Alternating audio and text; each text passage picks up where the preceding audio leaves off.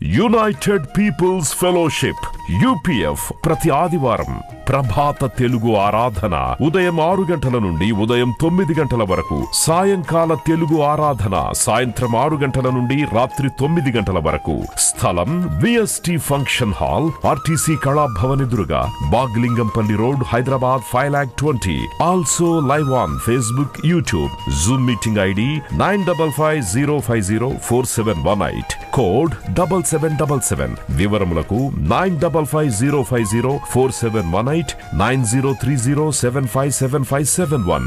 ఆహ్వానించువారు ప్రభువు దాసురాలు జాయ్ చెరియన్ గారు, సీనియర్ పాస్టర్, UPF హైదరాబాద్. మత్తయి 6:25. అందువల్ల నేను మీతో చెప్పున్నదేమనగా, Matthew 6:25, నేను మీతో చెప్పున్నదేమనగా, ఏమి తిందుమో ఏమి త్రాగుదుమో అని మీ ప్రాణమును గూర్చేనను, ఏమి ధరించుకుందుమో అని మీ దేహమును గూర్చేనను చింతింపకుడి. ఆహారము కంటే ప్రాణం, వస్త్రం కంటే దేహము గొప్పవే కావా? ఆకాశ పక్షులను చూడవి, విత్తవు, కోయవు, కొట్లలో కూర్చుకొనవు, ఆయనను మీ పరలోకపు తండ్రి వాటిని పోషించున్నాడు. మీరు వాటికంటే బహుశ్రేష్ఠులు కారా? మీలో ఎవడు చింతించడం వల్ల తన ఎత్తు మూరడు ఎక్కువ చేసుకోగలడు? అంటే ఏం చింతించొద్దు అంటున్నాడు అన్నమాట. చింతించొద్దు అన్నాడు కానీ పని చేయొద్దని లేదు కదా, పని చేయాలి. ఇప్పుడు పిట్టెలు కూడా గూట్లో నుండి బయటికి రావాలి, అవి వెతకాలి అన్నమాట. అప్పుడు అవి దొరుకుతుంది. ఉదయమే లేవాలి. అది ఆలస్యంగా లేస్తే పురుగులు దొరకవు దానికి.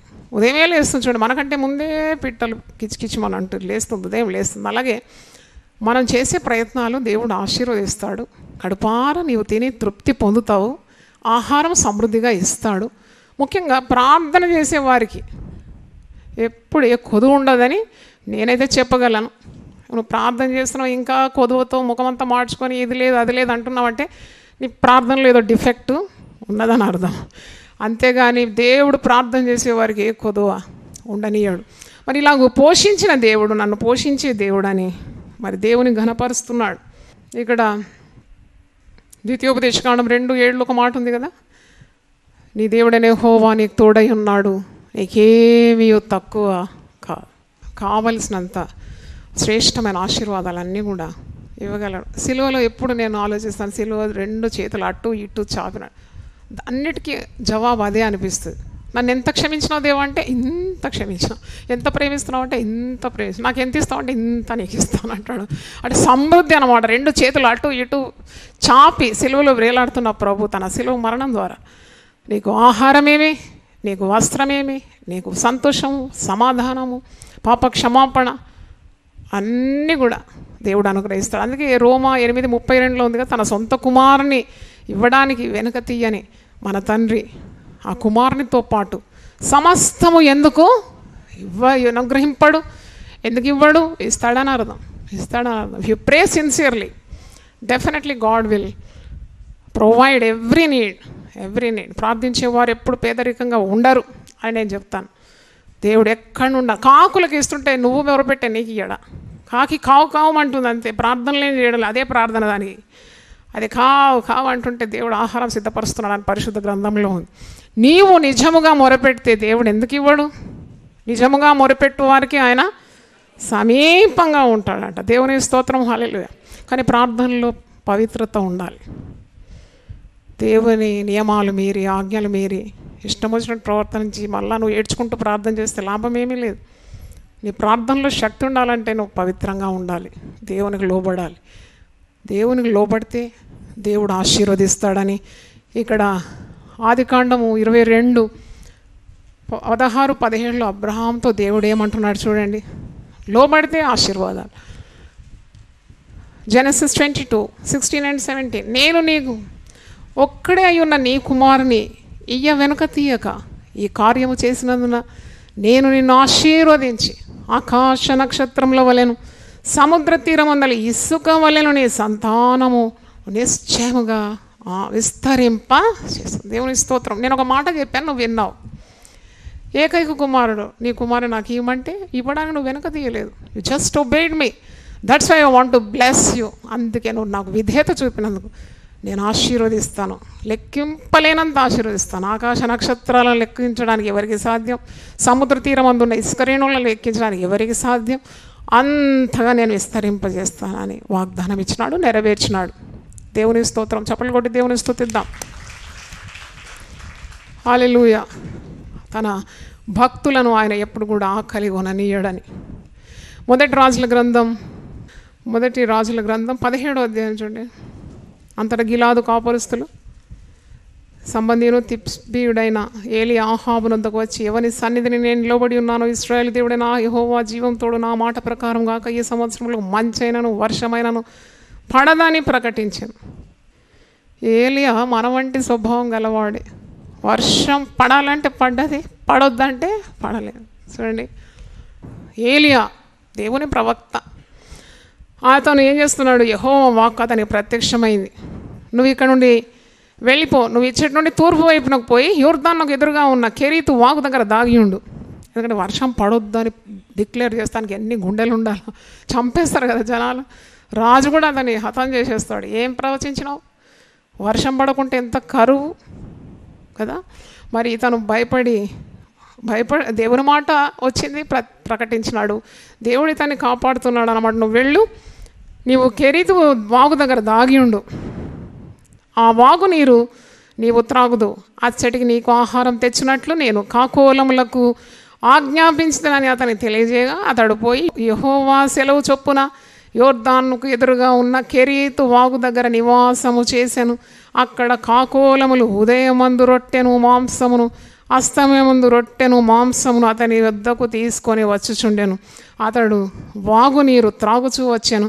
కొంతకాలమైన తర్వాత దేశంలో వర్షము లేక ఆ నీరు ఎండిపోయారంటే దేవుడు తన భక్తులను ఇంత భద్రంగా కాపాడతాడా? కెరీతు వాగు దగ్గర నువ్వు దాగి ఉండు, నేను నీకు ఉదయము సాయంకాలము రొట్టె మాంసం కాకోలం చేత అందిస్తాను. అంటే గాడ్స్ ప్రొవిజన్ చూడండి, ఎంత చక్కగా తన భక్తులను బిడ్డలను కాపాడుతాడు. కాకి మాంసం తెస్తుందంటే నాకు ఇప్పుడు కూడా ఆశ్చర్యం అవుతుంది. అసలు ఏదన్నా ఎండేస్తే కొట్టుకొని పోతుంది కదా అది. మీరు అప్పుడప్పుడు కొద్దిగా, మా అమ్మ చేసేది ఆ పని, ఫిష్ అంతా కోసి బయట పెట్టి అది డ్రై అయినాక పికిల్ చేసేది మా అమ్మ. చేపల పచ్చడి చేసేది. అది అక్కడ వేస్తే మేము కావాలి కూర్చోవాలన్నమాట. ఏది రాకుండా కాకి రాకు కావాలి. నేను కూర్చున్నాను చాలాసార్లు. కాకి వచ్చి ఎత్తుకొని పోతుంది. అంటే ఎత్తుకొని పోయే స్వభావం గల కాకి దేవుడు ఆజ్ఞాపిస్తే అది పట్టుకొని తెచ్చి ఇస్తుంది. చప్పట్లు కొట్టి దేవుని స్తుతించాం. అందుకే నేను సేవలో కూడా ఇదే మాట నా హృదయంలో దాచుకున్నాను. ఎందుకంటే దేవుడు ఆజ్ఞాపిస్తే కాకుల ద్వారా పోషిస్తాడు. ఏలియా భక్తుని ఉదయము సాయంకాలం రొట్టె మాంసం ఎంత మజా ఉంటుంది కదా తినడానికి.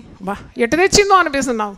అవి ఎట్లా మరి రొట్టె, ఈ ముక్కు ఇంతే ఉంది కానీ ఎట్లా పట్టుకొని వచ్చేది రొట్టె మాంసం అంటే అంత God's ways are very strange. అంటే దేవుని కార్యాలు అగోచరంలో ఆయన పోషిస్తాడంటే తప్పకుండా పోషిస్తాడు. తర్వాత 19వ అధ్యాయంలో మీరు చూస్తున్నారు, ఇక్కడ యెజబెల్ రాణికి భయపడి ఇక్కడ అరణ్యంలో దాక్కుంటున్నాడు, భయపడుతున్నాడు, ప్రాణభయంతో ఉన్నాడు ఈ ప్రవక్త. ఏలియా ప్రవక్త అంటే మామూలు మాట కాదండి, అగ్ని ప్రవక్త. ఆయన ప్రార్థన చేస్తే ఏం దిగొచ్చింది? ఆ అగ్ని దిగొచ్చిందంటే is not an ordinary profit, is a fire profit. అయినా కానీ మానవ స్వభావం చూడండి. ఒక స్త్రీ ఆయనను బెదిరిస్తే పారిపోయి ఇక్కడికి వస్తున్నాడు. 4వ వచనం, మొదటి రాజులు 19:4. ఒక దిన ప్రయాణము అరణ్యంలోనికి పోయి ఒక బదరీ వృక్షం కింద కూర్చోండి, మరణాపేక్ష గలవాడై యెహోవా నా పితరుల కంటే నేను ఎక్కువ వాడను కాను, ఇంత మట్టుకు చాలు, నా ప్రాణం తీసుకోను అని ప్రార్థన చేసి. ఇలాంటి సమయాలు వస్తాయి మన జీవితంలో కూడా.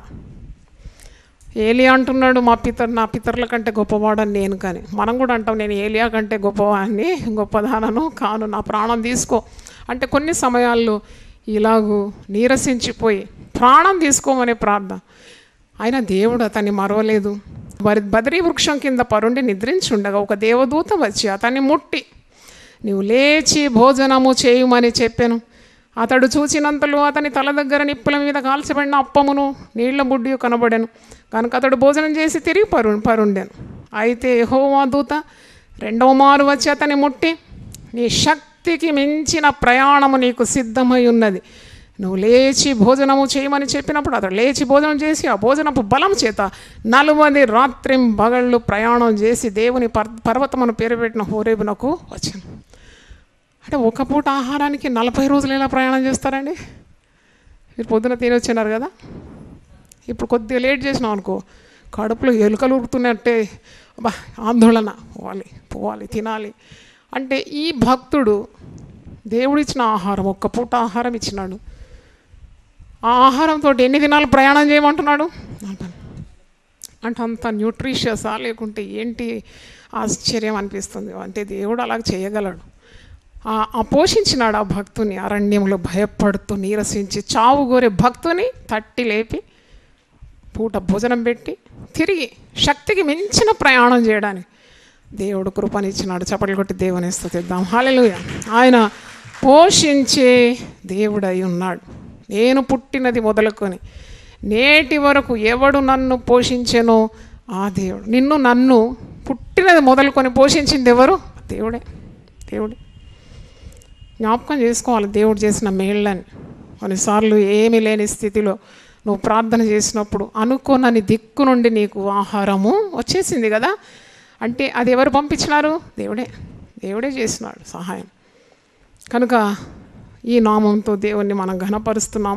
మరి ఒక నామము 235, 235 వాగ్దానం చేసిన దాన్ని నెరవేర్చుటకు సమర్థుడు. నామములు అంటే దేవుని స్వభావాలు కదా. ఈ స్వభావం ఏంటి? దేవునిది. మాట ఇచ్చి నెరవేర్చే దేవుడు. వాగ్దానం చేసి దాన్ని నెరవేర్చుటకు ఆయన సమర్థుడు. స్తోత్రం. హల్లెలూయా. అంటే అబ్రహాముకు వాగ్దానం ఇచ్చినాడు, నీకు నేను సంతానం ఇస్తానని. వృద్ధాప్యం, వయసు గతించిన వృద్ధుడు, స్త్రీ ధర్మము నిలిచిపోయిన శారా, వీళ్ళకి ఎలా సంతానం అవుతుంది? కానీ దేవుడు తన మాటను నిలబెట్టుకున్నాడు. అందుకే రోమా 4:20-21 వచనాల్లో ఇలాగుంది, అవిశ్వాసం వల్ల దేవుని వాగ్దానం గురించి సందేహింపక దేవుని మహిమపరిచి ఆయన వాగ్దానము చేసిన దాన్ని నెరవేర్చుటకు సమర్థుడని రూఢిగా విశ్వసించి విశ్వాసము వలన బలము పొందాను. ఈ మాట నాకు చాలా సంతోషం ఇచ్చింది. విశ్వాసం వలన అబ్రహాం ఏం పొందినాడట? బలం పొందుకున్నాడట. దేవుని స్తోత్రం. హల్లెలూయా. అంటే నువ్వు విశ్వాసం ద్వారా పొందుకునే గొప్ప గొప్ప కార్యాల్లో ఒకటి బలం. అంటే నీ శరీరానికి కూడా బలం. అంటే విశ్వాసం ద్వారా ఈ వృద్ధుడు 100 సంవత్సరాలు వయసున్న వృద్ధుడు, మరి 99 సంవత్సరాల వయసున్న 90 ఏళ్ళ వృద్ధురాలు ఏం పొందుకున్నారు? బలం ఉడిగిపోయింది.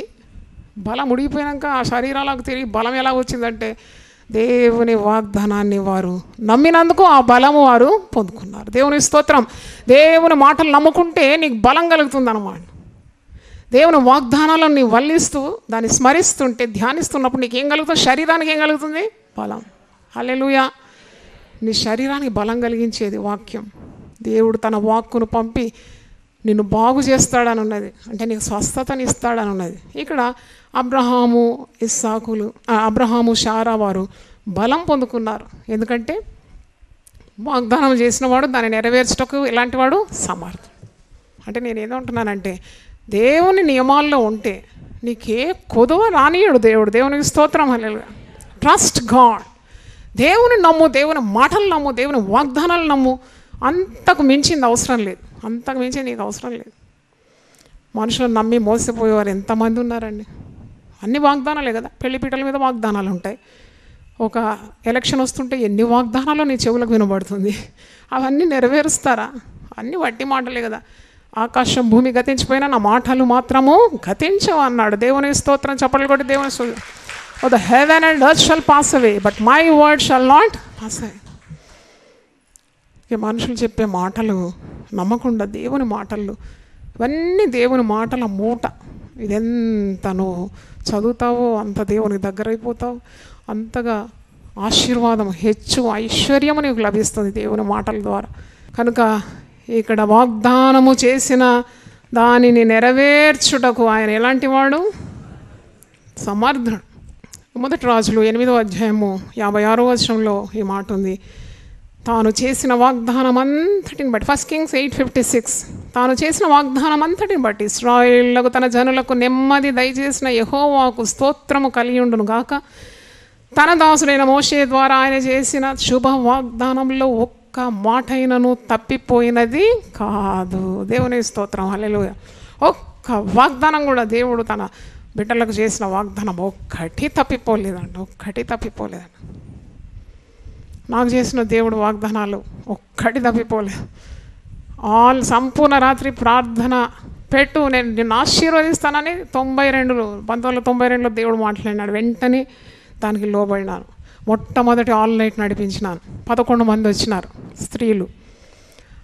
ఆ 11 మంది కలిసి మేము చాలా ప్రార్థన చేస్తున్నాం అన్నాడు. రాత్రంతా ప్రార్థన చేస్తున్నప్పుడు దేవుడు నాతో మాట్లాడుతున్నాడు. ఇప్పుడు ఇది 11 కానీ నేను 100లుగా 1000గా మార్చబోతున్నాను అన్నాడు. అయితే నేను ఈ మాట చెప్పినాను, అక్కడ ఉన్నవాళ్ళకు సిస్టర్స్ చెప్పినాను, అయ్యో నాకు దేవుడు మాట వచ్చింది, ఈ ఆల్ నైట్ను దేవుడు 100లుగా 1000గా మార్చుతాడంట. నేను పెద్ద ప్లేస్ చూస్తున్నాను, అంతా నిండుగా కలిసి ఆల్ నైట్ చేస్తున్నారంటే వాళ్ళు అటు ఇటు ఒకరి ముఖం ఒకరు చూసుకొని నవ్వుతున్నారు అన్నమాట. ఆల్ నైట్కి అంతమంది వస్తారా అమ్మా ఎక్కడన్నా?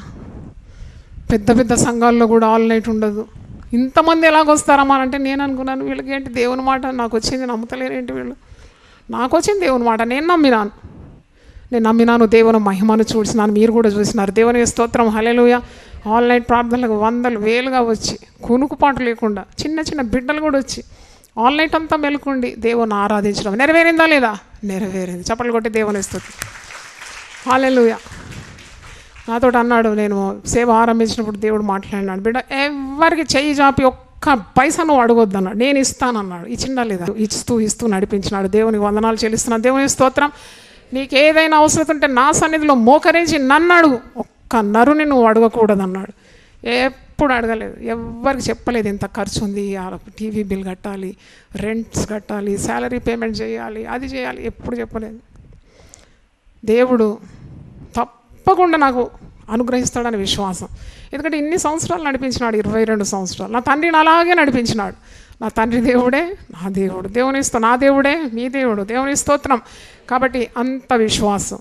దేవుడు మాట ఇస్తే నెరవేర్చే దేవుడు, నెరవేర్చడానికి ఆయన సమర్థుడని మనం నమ్ముతున్నాము. దేవుని స్తోత్రం. ఇంకొక నామము ధ్యానించి ముగిస్తాను. 236. సమస్తమైన ఆదరణను అనుగ్రహించు దేవుడు. The lord who gives you comfort, అంటే సమస్త విధమైన ఆదరణ నీకు అనుగ్రహించే దేవుడు. ఆదరణ అంటే కంఫర్ట్, ఓదార్పు. ఆయన ఓర్పుకు ఆదరణకు కర్త అయిన దేవుడు అని ఉన్నది. ఇక్కడ 2 కొరింథీ 1వ అధ్యాయము 2-3 వచనాల్లో ఇది ఉంది. 2 కొరింథియన్స్ 1st 2 verses. మన తండ్రి అయిన దేవుని నుండి ప్రభు అయిన యేసుక్రీస్తు నుండి కృపయు సమాధానమును మీకు కలుగునుగాక. కనికరము చూపు తండ్రి సమస్తమైన ఆదరణను అనుగ్రహించు దేవుడు. మన ప్రభు అయిన యేసుక్రీస్తు తండ్రియునైన దేవుడు స్తుతింపబడును కాక. ఆదరణ, సమస్తమైన ఆదరణ అనుగ్రహించే దేవుడు. ఆదరణ అనేది దేవుని దగ్గర నుండే రావాలి. ఎందుకంటే ఆయన ఆదరించే దేవుడు. ఆదరిస్తాడనమాట. కన్నీళ్లను తుడిచివేస్తాడు, కృంగిన వారిని లేవనెత్తుతాడు, బాధింపబడే వారికి న్యాయము చేస్తాడు, తల్లిదండ్రులు లేని వారికి ఆయన తండ్రిగా ఉంటాడు, తల్లిగా ఉంటాడు, అనాథులను ఆయన పోషిస్తాడు, విధవరాండ్లకు ఏం చేస్తాడట? న్యాయం చేస్తాడంట. మరి ఆయనకు వేడుకునే వారికి ఆయన జవాబు ఇస్తాడు. ఆదరించే దేవుడని మనకు అర్థమవుతుంది. ఆదరణ అంటే ఒక విశ్వాసిగా నీవు ఇతరులను కూడా ఆదరించాలి, పరామర్శించాలి. అది నీకు ఒక బాధ్యత. ఎందుకంటే నువ్వు ఎట్టి ఆదరణ పొందుకున్నావో అట్టి ఆదరణతో ఇబ్బందుల్లో ఉండేవారిని నువ్వేం చేయాలి? ఆదరించాలి. ఎప్పుడు పొందుకోవడమే కాదు, ఆల్వేస్ రిసీవింగ్, నో గివింగ్. అలాగుండదు. అది డెడ్ సీ, మృత సముద్రం చూసినాం ఇస్రాయెల్ దేశం. నేను పోయినప్పుడు ఒక డెడ్ సీ ఉందన్నమాట. అది వేసిందంతా దాంట్లోనే ఉంటుంది, చలనము కానీ ప్రవాహంగా పారడం కానీ ప్రజలకు అది ఆశీర్వాదకరంగా లేదు. అంత మినరల్స్తో కెమికల్స్తో నిండిపోయి దాన్ని అంటారు డెడ్ సీ అంటారు, మృత సముద్రం. దానివల్ల ఏ ప్రయోజనం లేదు. అలాగుండదు మన బ్రతుకులు కదా. మనం పొందుకుంటాం, మనం ఇతరులకు ఇస్తున్నాం. అంటే receiving from the Lord and helping other people. అలాగుండాలి. అది ఆశీర్వాదం.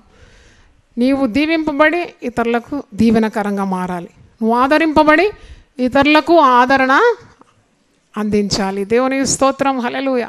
అందుకే మనం ఆదరణ పొందుకుంటున్నాము. ఆ ఆదరణ చేత ఇతరులను కూడా ఏం చేస్తున్నాము? ఆదరిస్తున్నామని పౌలు భక్తుడు అంటున్నాడు. ఒకసారి ఆ మాట మీకు జ్ఞాపకం చేస్తాను. 2 కొరింథీ 1వ అధ్యాయం 3-5 చూడండి. 1 Corinthians 1st chapter 3-5. కనికరము చూపు తండ్రి సమస్తమైన ఆదరణను అనుగ్రహించు దేవుడు మన ప్రభు అయిన యేసుక్రీస్తు తండ్రి నేను దేవుడు స్తుతింపబడుగాక. దేవుడు మమ్మును ఏ ఆదరణతో ఆదరించున్నాడో ఆ ఆదరణతో ఎట్టి శ్రమల్లో ఉన్నవారినైనాను ఆదరించుటకు శక్తి గలవారమగునట్లు ఆయన మా శ్రమ అంతటిలో మమ్మును ఆదరించుచున్నాడు. క్రీస్తు యొక్క శ్రమలు మాయందు ఎలాగూ విస్తరించున్నావో అలాగే క్రీస్తు ద్వారా ఆదరణయు మాకు విస్తరించినది. చప్పట్లు కొట్టి దేవుని స్తుతిద్దాం. హల్లెలూయా. మేము ఎట్టి ఆదరణ మా శ్రమల్లో పొందుకున్నామో అట్టి ఆదరణతో ఇబ్బందులు శ్రమల్లో ఉండే వారిని ఆదరించడానికి మేము శక్తి గలవారమైనట్లు మరి దేవుడు మనకు ఎలాగైతే శ్రమలు విస్తరిస్తుందో అలాగే క్రీస్తునందు ఆదరణ కూడా మా పట్ల విస్తరిస్తుంది అని మరి పౌలు భక్తుడు సెలవిస్తున్నాడు. దేవుని ఆదరణ అన్నప్పుడు ఎవరైనా సేవ చేయాలని ఆశ కలిగిన వారికి మరి అనుభవం ద్వారా సేవ ద్వారా నా జీవిత అనుభవం ద్వారా మీకు చెప్తున్నాను, సేవ అంటే తప్పకుండా ఆదరణ అనేదే మొట్టమొదటి భాగం సేవలో. ఒక సంఘం అంటే కూడా అది ఆదరించే సంఘంగా ఉండాలి. ఒక సంఘం స్థాపించాలనుకుంటే కూడా మొట్టమొదట ఈ పరిచర్య, ఆదరించే పరిచర్య, కంఫర్టింగ్ మినిస్ట్రీ. ఎందుకంటే యేసు ప్రభు మరి సువార్త చాటించడానికి దేవుని ఆత్మ తన మీదకి వచ్చింది. నేను దీనులకు సువర్తమానం అందిస్తాను. అప్పుడు యెషయా 61 మొదటి 3 వచనాల్లో ఉంది కదా, యేసుప్రభు ఎందుకు వచ్చినాడు ఈ లోకంలో అన్నప్పుడు, నలిగిన హృదయం గలవారిని ఏం చేస్తాను, దృఢపరుస్తాను, చెరలోనున్న వారికి విడుదల, బంధింపబడిన వారికి విముక్తి, యెహోవా హితవస్త్రము మన దేవుని ప్రతిదండన దినమును ప్రకటించిన, దుఃఖాక్రాంతులందరినీ ఓదార్చడానికి, సియోనులో దుఃఖించు వారికి ఉల్లాస వస్త్రములు ధరింపజేయుటకు, బూడిదకు ప్రతిగా పూదండను, దుఃఖమునకు ప్రతిగా ఆనంద తైలమును, భారభరితమైన ఆత్మకు ప్రతిగా స్తుతి వస్త్రము వారికి ఇచ్చటకు ఆయన నన్ను పంపి ఉన్నాడు. సేవ అంటే ఏంటి? డబ్బులు కమాయించడమా?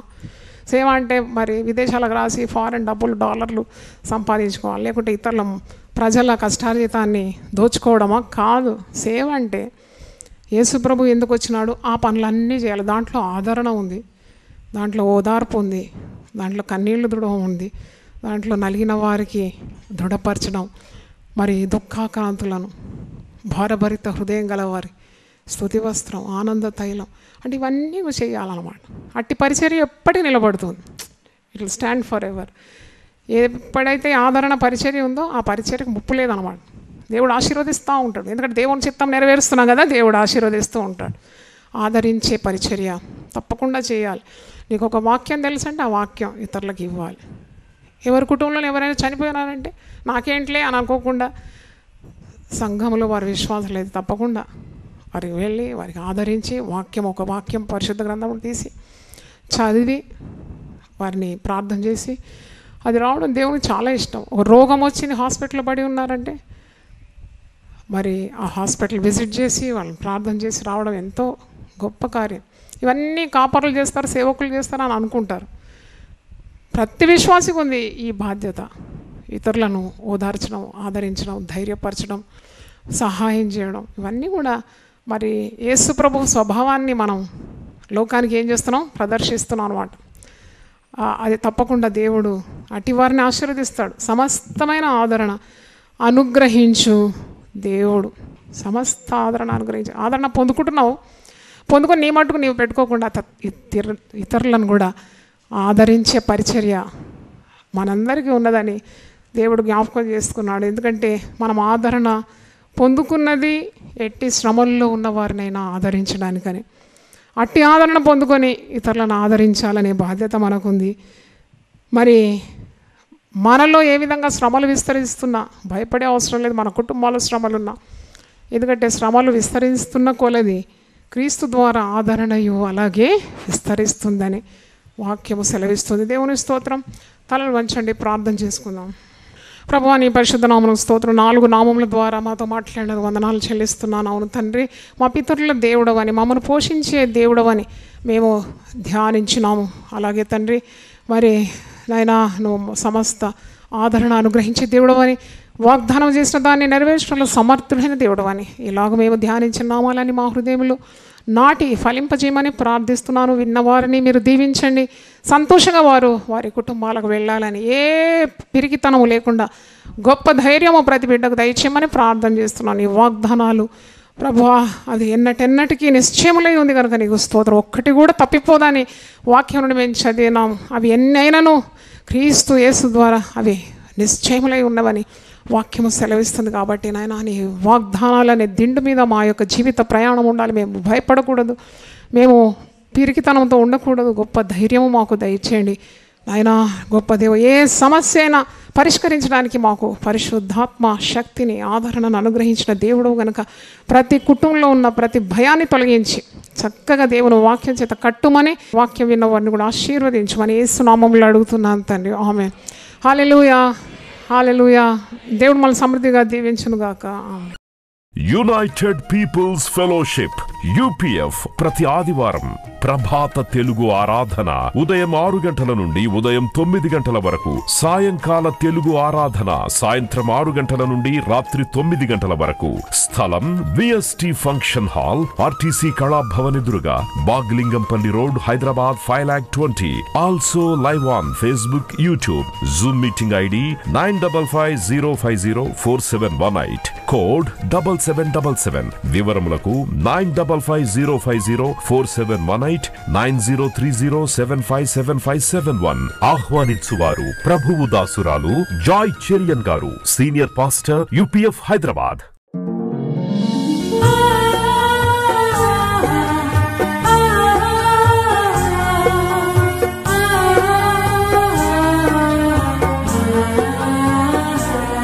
నీ ధనము నీ ఘనము ప్రభు యేసుదే, నీ దశమా భాగము నీయ వెనుదీతువా. నీ ధనము నీ ఘనము ప్రభు యేసుదే, నీ దశమా భాగము నీయ వెనుదీతువా.